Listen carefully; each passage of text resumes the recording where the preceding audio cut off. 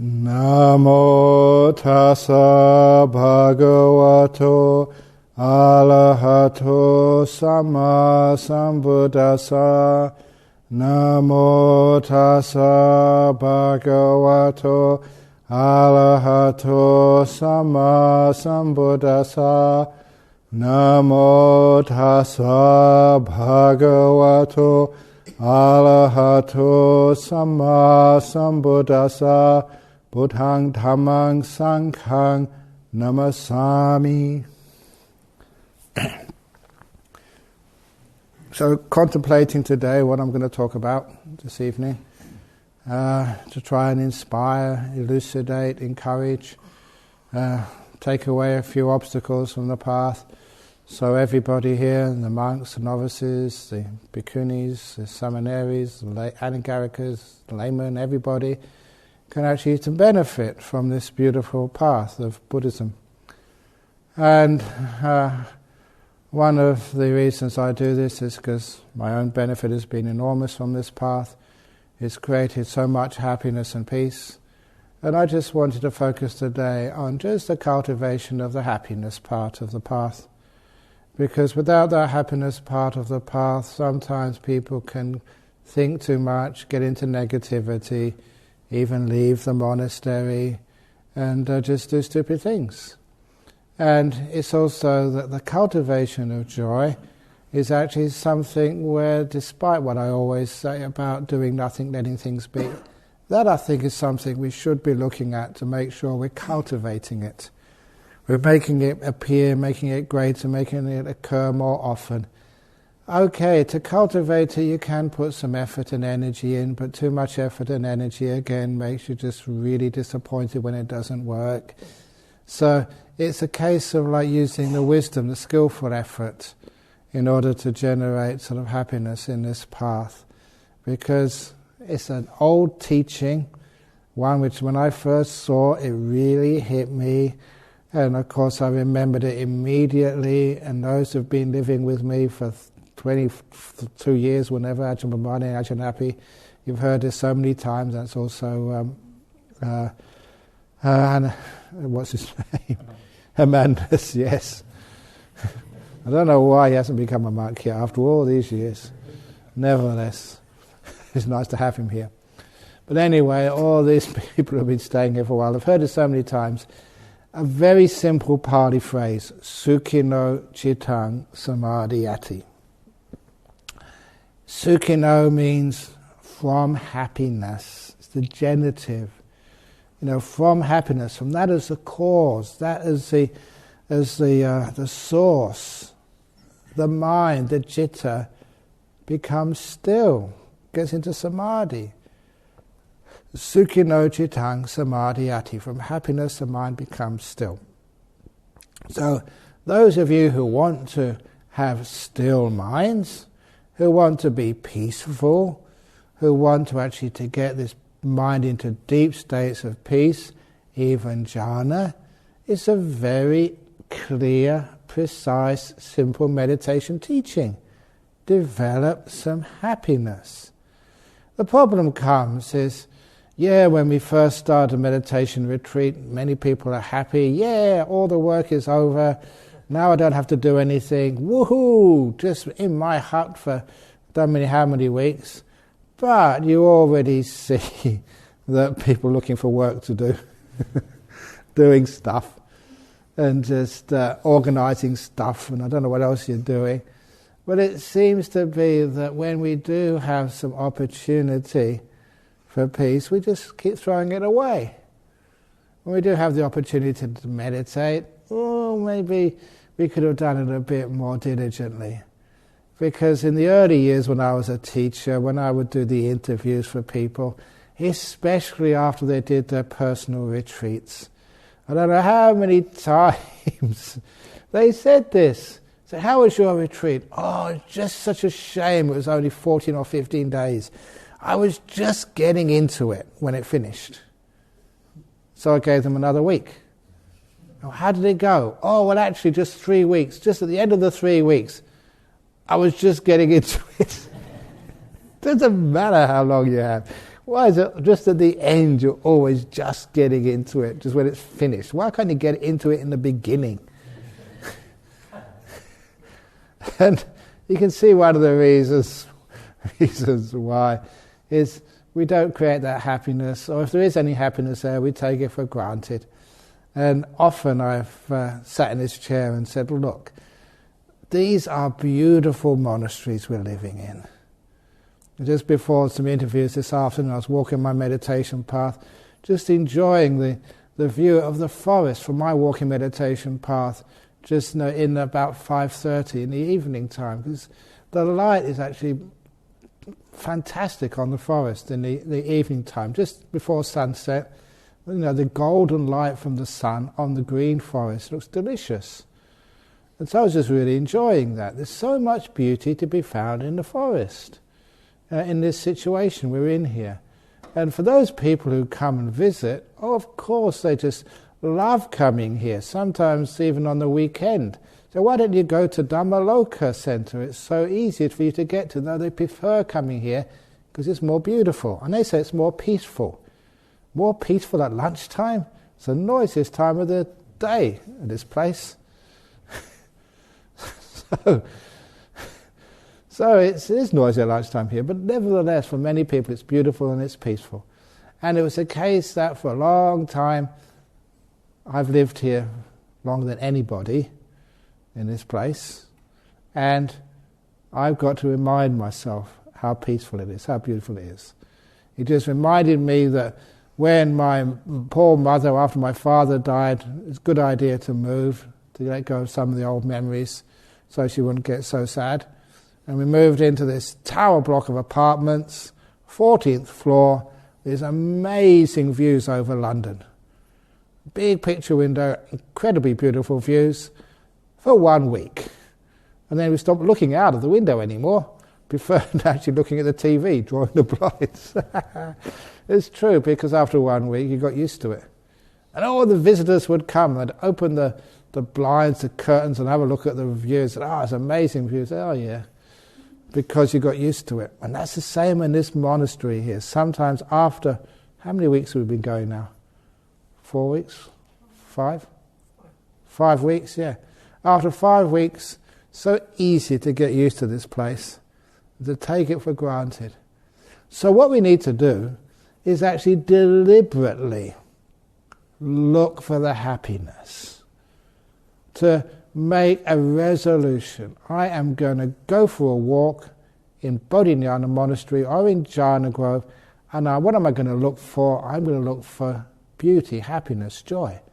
Go and look for a beautiful flower which is coming up, or the freesias which are very fragrant, and the path into Jhana Grove now. Go and just get out there at the sunset and watch the sun go down, which is gorgeous over the ocean. Go and look for some joey jumping out of the mother's pouch for the first time. Go and just look for something which is gorgeous and beautiful, which is so much of it is here. What that actually does is allows you to develop this perception of the beautiful instead of the perception of the negative, the faults, which is just so easy. Because out there in the big bad world, that's what people always do. So fault-finding, always complaining about the government, the economy, the marriages, the children, the parents, the weather, the everything. And that just really, that actually pulls people down when it's always complaining. You know what it's like when they complain about you? It just really pulls you down. You praise you, and that really lifts you up, and you've got some happiness, some energy. So this is actually where we go out looking for the positive, for the beautiful in this monastery. And just that much, it's incredible how that will improve your meditation. When you're looking for joy, you're not just going out there thinking about what you're going to do after the rains retreat, planning this, writing your autobiography, or whatever else goes up in your mind, writing a steamy novel. I don't know what you get up to, but you don't do things like that. You just go out there and look at the beautiful part of nature, because it is a beautiful time of the year. Yeah, it's cold some mornings, so just go out in the afternoon and have a look around. Look at the lakes, look at the sort of the water in the streams. It's very beautiful. Especially, those in Jhana Grove, before when Kinabija was around, he put up all these signs, monks areas, so you couldn't go down past his hut. Now he's gone, you can go there. There's always advantages somewhere on the line. Every sort of cloud has a silver lining, that's the silver lining. And go and find Ajahn Brahmani's bridge over the lake there. Because I remember just going to check it out one day, I think it was last year. And it was so beautiful there, I just couldn't go any further. I sat down in the middle of the bridge for about half an hour. Not meditating, just watching the water there. It was just idyllic. It really was idyllic, it was just beautiful. And that kept me going for weeks, just the beauty of that. So when you go looking for the beauty in nature, it really satisfies the mind. It is food for the heart. And the heart perks up, the mind gets energy, the mind feels positive, the mind gets some joy and happiness in it. So that means that afterwards, when you go back to the room or go to the hall or walk meditation, straight away you've got this happiness, this joy. From happiness, the mind is easily stilled. The opposite, if you dwell in negativity, nobody likes me, I'm really hopeless, I'm terrible, 5 weeks and I haven't got third jhana yet, I'm terrible. It's amazing how people can get so negative even when they're going really, really well. And I mentioned that and said, someone's got third jhana, I haven't got even meditation on the breath, I'm not even on stage 1 yet. So we can get so negative about ourselves and about life, so we develop this beautiful positive nature, and then when you've got that happiness, that smile inside of you, it will get so easy to meditate. And especially those of you who are on retreats. We all have our time to go on retreats. If your meditation is not going so well, you can get really down. Oh God, how many more days to go before the Patimokkha? I'm not going to last. This is terrible. What did I do this for? Can't we do something else instead of retreats? So when you get negative like that, there's no way you're going to meditate. If you do, the negativity is just going to keep on going. Or you find escapes from that negativity, fantasies, doing stuff, reading books, whatever it is, all just escapes because the mind is negative and you can't stand it, fair enough. But use another technique. Just look for the beauty in life. Well, that's one way of developing this happiness. One of the other ones, which is I do this a lot, I must admit. I reflect on my companions in the holy life. All of the monks I am privileged to live with, all the novices, every last one of you, the Anagarikas, all the nuns over at Jhana Grove, the lay visitors who come here. I really respect you. Honestly, I'm not just saying that. It's amazing, just the high quality of people. I see the amazing stuff inside of you. That's what I see, because I've been a monk a long time. I've learned how to do that. And that inspires me, that 2,500 years after the passing away of the Buddha, in a country which is a long way from India, which is culturally very, very different than Asia, that there are people ordaining men and women, supporting the Sangha, living this life. And for me to get sort of really teary, I just look at all the people who come every day and give alms food. These people, and people have been coming today. These are people, Doi. She was feeding me 32 years ago, every week. And she lived to the other side of Burke Street in North Perth. And that's why her daughter was there today, Tom. And 2 of them, we walked there from Magnolia Street. It's a nice half an hour, 45-minute walk. And she put rice and this, it was just like a mincemeat sort of dish. Every week was the same. It was delicious. I didn't complain. And that was all we had that day. And it was delicious. Every day she would do that, and now, look how old she is. Always complaining about the cold, and she said, my why, which means I can't bear this cold much longer. But still she comes every week. She's doing this for 32, 33 years. Oh, that is really, really brings real joy to my heart to know that that happens. That is out there for you to see, to contemplate, to actually allow the mind to start settling on that, contemplating it, turn it round and round in your mind. So keep that instead of some fantasy or some negativity. Get that sort of inspiration coming up. Because when the mind gets inspired, it's a free form of happiness. It's always there for you to remember, to think about.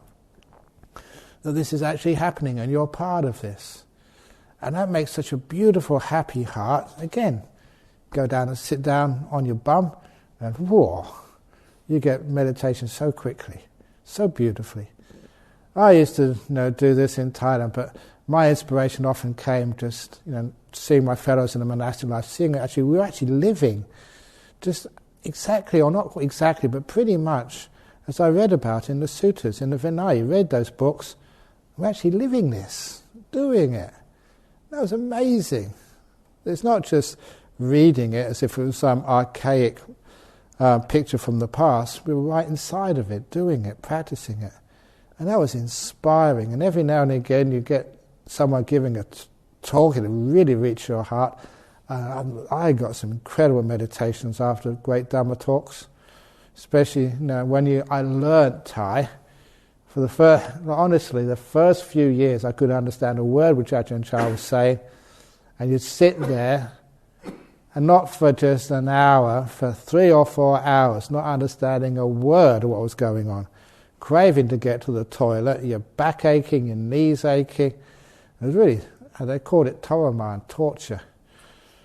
I don't know why they did that for us, absolutely stupid. But it was worth it, because after a while I learned Thai and Lao, and you can listen to what Ajahn Chah said, and sometimes, wow, that really got to you.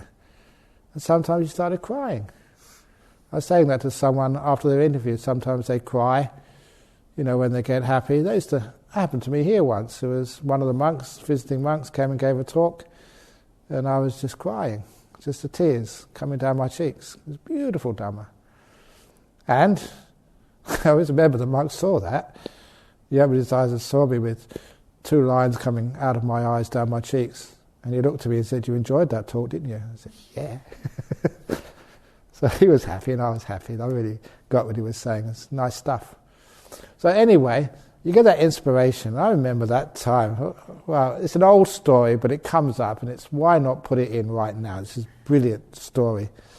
Ajahn Chah came to Nana Chat, gave a talk, and then he went for his sauna. About an hour and a half talk. Wow, sometimes really hits the spot.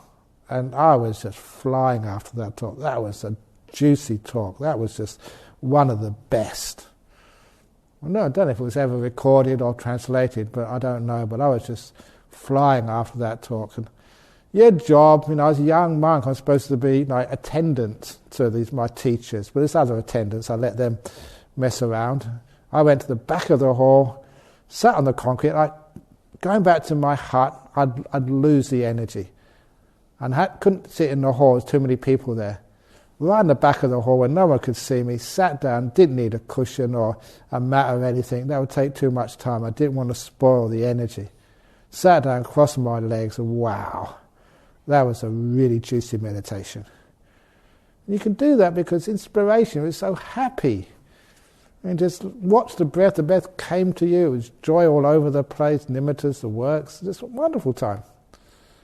But that was the time afterwards. I came out of meditation, haven't got a clue, didn't care how much time it was, no one was around. And just what happens, just thoughts come up. Really good thoughts, never any negative thoughts after a good meditation. A very simple thought, I should go and do a duty to my teacher.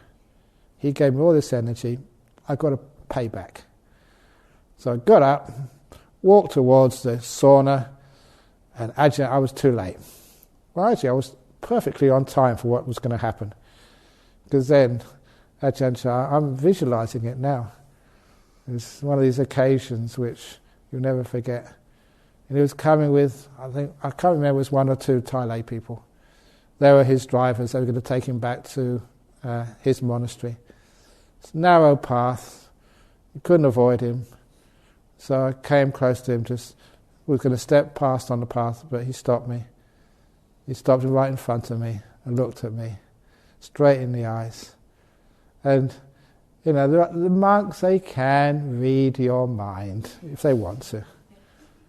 But the point was that, that if you had so much peace and happiness, number one, basically no hindrances were there. So you could feel him getting inside of you. If you've got hindrances around, your mind isn't clear, maybe you either block him or you're not sensitive enough to let somebody in and let them have a look at your mind. Because it wasn't since I was proud that my mind was nice and free, but it's just so relaxed. Come in and have a look. And that's, you can feel him inside of you, his mind reading my mind. And then afterwards, that's when he looked at me, and, being serious. Brahma Wangso, why? He barked at me. Brahma Wangso, why? And he was really serious. He respected that my mind was clear, and that maybe I could get something out of this peaceful mind. And I was so stupid. A really young, stupid monk. How many years? That was about 7 or 8 years as a monk. But, just because you're 7 or 8 years as a monk doesn't mean you're wise. I was stupid. Good meditation, but it's just still real stupid. And so I said, I don't know. Simple like that, Malu. I don't know. And that's when Ajahn Chah, and I tell this, but this is so true, real teachers never get upset or angry at you. Real monks never get angry. Real nuns never get angry. Instead, they find it so funny, just the stupidity of samsara. Just how things can be so obvious, but people can't see them. So he just laughed his head off. He thought it was so funny that these Westerners who are supposed to be so highly educated can be so dumb. And I was one of the dumbest. And he looked at me and just laughed. And then he stopped laughing and screwed his face up again. And then thought, this is going to be interesting. What's going to happen next? And that's when he said, Brahma Wangso, I will tell you the answer. Oh, wonderful. This was a great monk.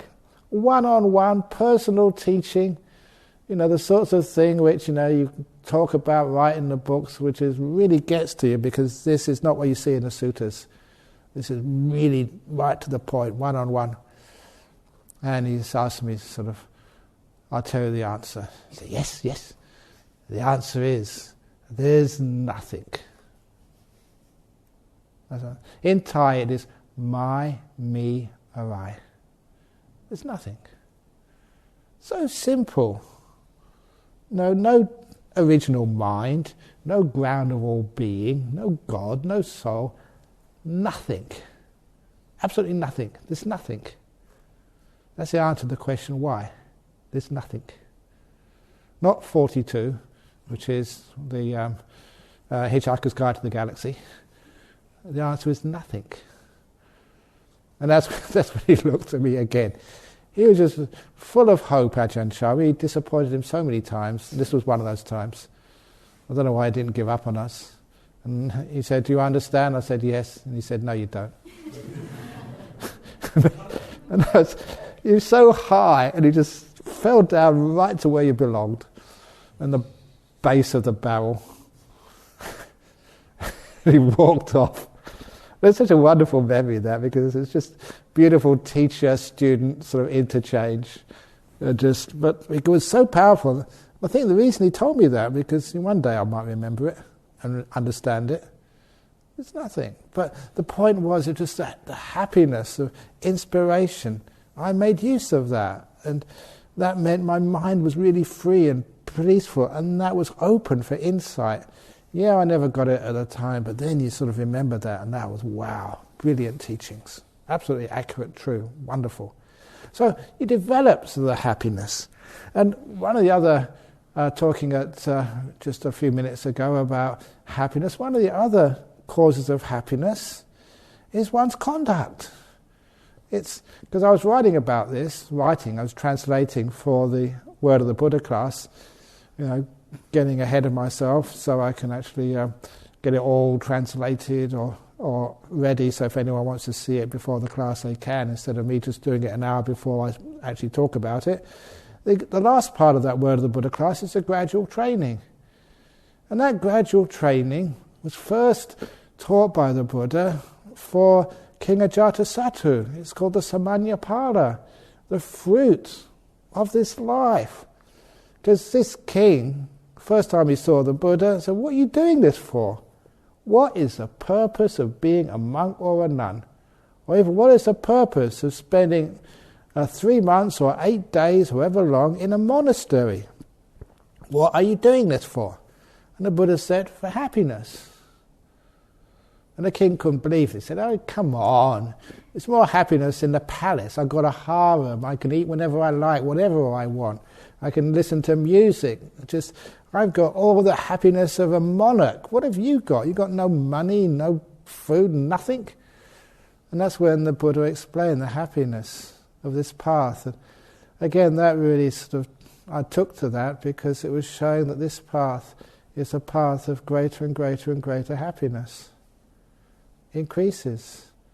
This is the fruits of the monastic path. If you walk that path properly, and say the first fruit is you get inspiration, but also you start to keep your precepts for the sake of happiness. And of course that hit you first of all, because I always thought I was understood as a rebellious teenager that keeping rules and regulations was stopping you being happy. Break the rules and have some fun. Don't sort of do what your parents tell you to. That's stopping you enjoying yourself. And at first, this, what? You mean you keep all these rules and you have more fun? Yeah. And that was amazing to first of all consider, test out, and prove to be so absolutely true. Monks, nuns, compared to the average lay person out there, who's happiest? That's why the people invite me to go all over the place. Because sometimes they say, "Well, you're happy." You want to know why.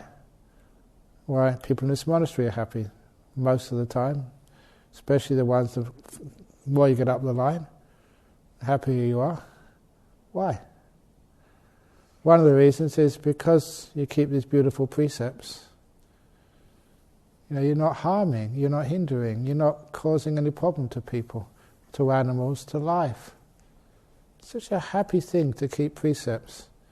Just to be people who don't lie, can trust one another. Don't have all these problems of lack of trust and lack of care and saying rotten things to each other like you get over in the world. That we're not supposed to say harsh words to one another. That's a harsh speech. It's one of the Omasawade, one of the precepts. We're not supposed to actually to put down anybody, bhikkhu pesunye. We don't criticize people. We don't put them down. We don't say rotten things about them. We have this beautiful speech which always forgives people and looks at their best qualities. We're not in this to point out people's faults. And I read out the last Saturday in the Word of the Buddha, 10 things you've got to consider before you point out somebody's faults. 10 things. And a lot of them you can't get past number 1. I say, "Oh, crikey, I've got some work to do before I start criticising other people." And there's a point to that. But you don't have to consider anything, not 10 things, not 5 things, not 1 thing, to praise a person. The Buddha never said, make sure you consider all these things before you praise somebody. You can do that straight away. And to tell a person just what a wonderful person they are, and thank you for being here, and thank you for your help. You don't have to consider anything to praise people, but you do have to consider before you criticize people. You do that and it makes a happier place. And you find that when you follow those precepts and you live your life according to those precepts, you have this beautiful happiness comes up. And it's a happiness which is constant. Sometimes you don't recognize it yourself, no more than you recognize yourself growing older every day. See yourself in the mirror today, tomorrow, the next day, and you can't see the change. Other people do. And other people see the happiness which comes when monks, nuns keep their precepts. Just being good, kind, gentle, harmless beings. It's much deeper than that, because whenever you get into these really powerful meditations, I always notice this was great insight. It's not mentioned in the sutras. They don't say enough about nimittas in the sutras, but when you get in these nimittas coming up, sometimes you find out that in these early days that some of them were a bit scratchy, a bit dirty, a bit soiled. Just like a tea towel which has got a bit of dirt on it, instead of one which has been freshly washed. And when I saw that, I thought, where did this come from? And then you reflected, oh crikey, I know why. You weren't that kind to someone. You were a bit slack with your precepts, or especially with your speech. And I looked at those and, my goodness, your actions of body and speech, they actually get imprinted on your mind, because when you see that nimitta, what you're seeing is a reflection of your citta, of your mind. That's what it is. Just like you look in the mirror in the morning to brush your teeth, and what you're looking at there is a reflection of this face, your head. And that's actually what the nimitta is like. You're looking at the reflection of your mind. And any little dirt or stain on there is obviously, usually, from your precepts being a bit defiled. When you say these things are defilements, a lot of times we say it's defilements. Wanting, ill will, bad speech, stupidity, it's delusion, it's a defilement. But what does it defile? It's actually a very good word. Accurate, because it defiles the citta, and that's actually what you perceive. Right in your image of your mind, the nimitta, sometimes it's just a bit yucky, a bit dirty, like it needs a wash. And that is, to me, that was really clear evidence. I was going to say black and white, and it's more like grey and white. You see the grey part in you. Never it was that bad as being black, but you can see the sort of that, how it soils the mind and stops it being clear. Actually, it does say that in the sutras. The mind, the citta, is pabhasara. That pabhasara citta, you read the context, the pabhasara citta, the clear, radiant mind, when it is free from defilements. And because that's a thing you see, not you figure out. It's not a concept, it's a direct experience. When you see you haven't broken your precepts, and then when a nimitta comes up, oh, it's gorgeous. Beautiful and radiant and full of happiness. Because you've been keeping precepts. And the other form of happiness in that Samanyapala Sutta, before you get into the jhanas, which is the big stuff, is the sense restraint. And sometimes I don't talk enough about restraint, but being restrained, saying no to an extra cake, when you're having your food. It's saying no to, whatever else, your little tricks of having happiness and fun during the rains retreats, your little indulgences. Sometimes saying no to them. Oh, that's going to really cause me lots of unhappiness. I can't do this, I can't do that, it's just too much. You don't have to give up all your indulgences, but just give up one. And see what happens afterwards. you get a boost of happiness. Amazing, but it's true. Sense restraint. Don't go looking at things which create lust or ill will. Don't go looking at remembering people's past bad actions. We all make mistakes, we all learn. Don't look at that part. If you do that, you're creating sort of lack of happiness in you.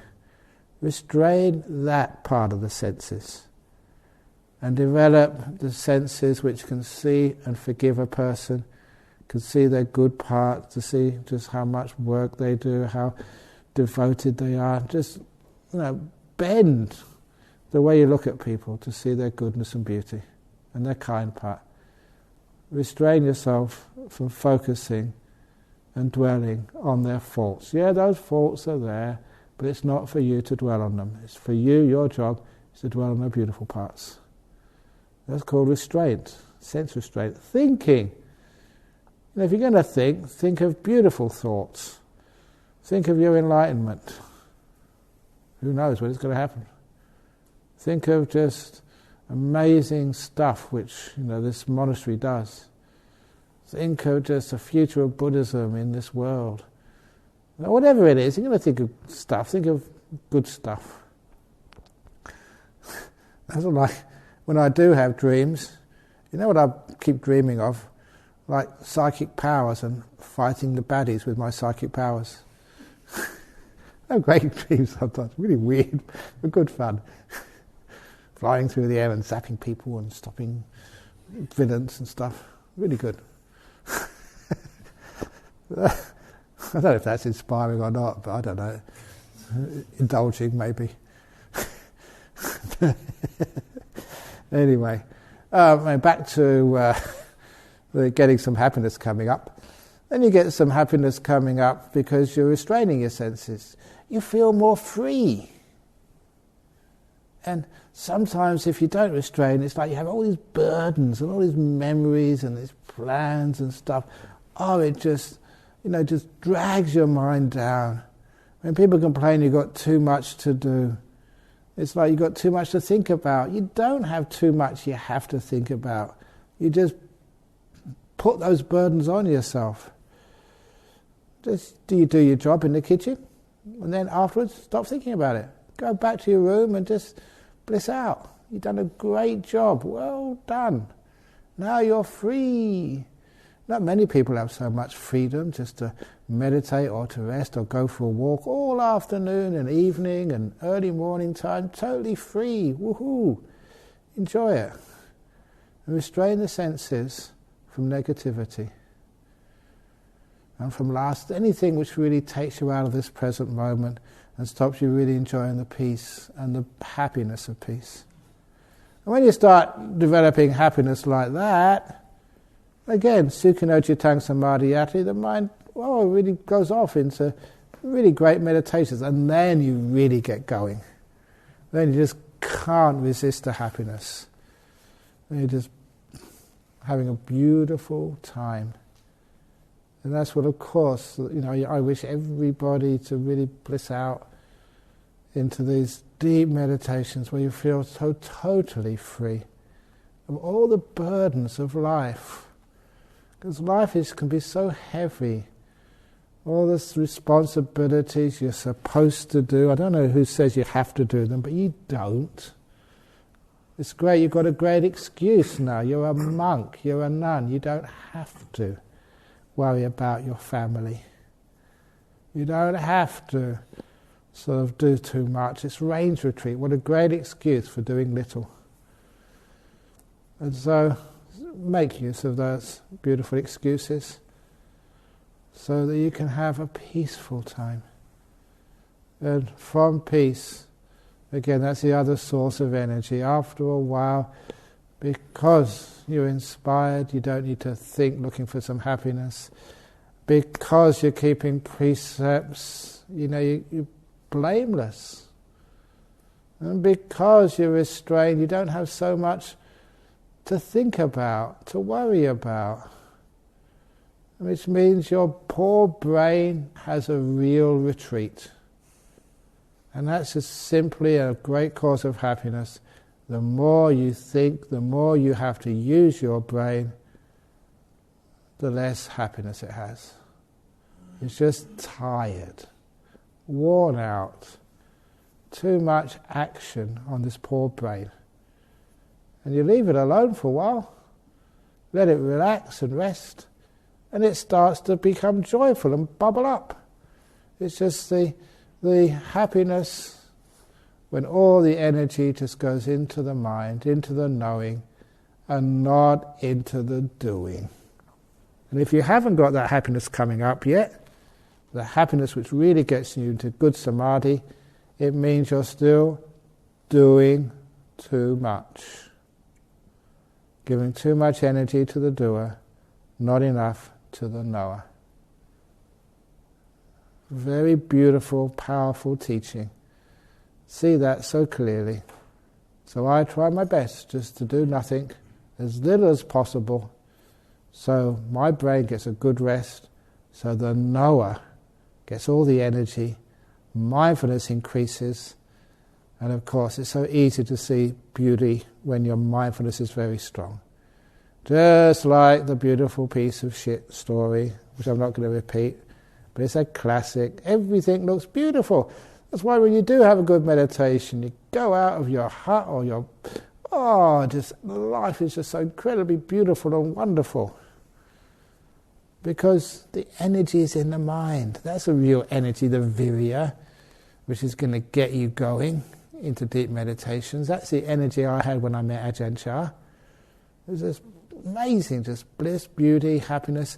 That's the energy which Ajahn saw could open for enlightenment. I wasn't so stupid.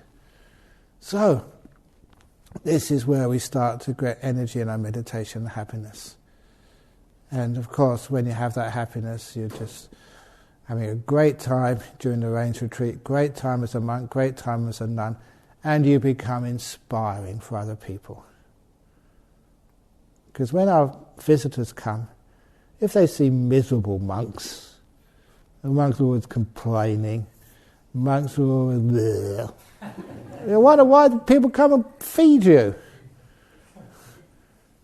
So give them a smile, give them some happiness, especially real genuine happiness. And those lay people who come and feed us, they know what's going on. It's incredible just how sort of sensitive and wise they are.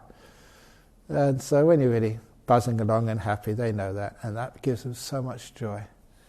They are feeding monks and nuns, novices, even lay people who are doing the job. And they can see that in the twinkle in your eye, in the peace, in the happiness. So that's your gift to our supporters. Yeah, you can teach them Dhamma, but quite frankly, there's so much Dhamma available. What people really like to see is the result that actually works. Happy monks, happy nuns, peaceful, really getting into it, joyful. Now that is inspiring, and that is one of the greatest gifts we can do. So, see if you can push up the happiness, push up the joy, be inspired, look for it, develop it, let it grow. And then keep the precepts. You can always do better, I can always do better. You can always, don't give up everything all at once, because sometimes people, they just say, right, that's it. I'm not going to eat anymore, I'm not going to sleep at night, I'm not going to do this, I'm not going to do that. They just go over the top. Just do it gradually, okay? Just a little bit. Because that's also all ego when they think, right, this is it. I'm not going to sleep again, I'm going to sit down and even my bones turn to dust and my blood dries up tonight, right, this is it. That was absolutely crazy. That's what I did once, absolutely crazy. I lasted 40 minutes, I thought I was going to die. Never got enlightened. There's so much ego and willpower, just hopeless.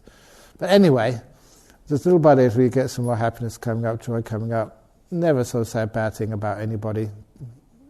Just always see their kind parts. They're all learning, all start from different places. Give everyone a break. Give yourself a break too. And you get this happiness coming up. When the joy comes up, the happiness comes up. Sukhino cittang samadhiyati. And the mind is happy. It's just so easy to meditate. So any of you are just having a hard time, just another 7 weeks to go, create some happiness, plenty around there, and then you find you can sit down and it works. It's not willpower. Willpower just won't cut it. Happiness does. And that's the talk for this evening.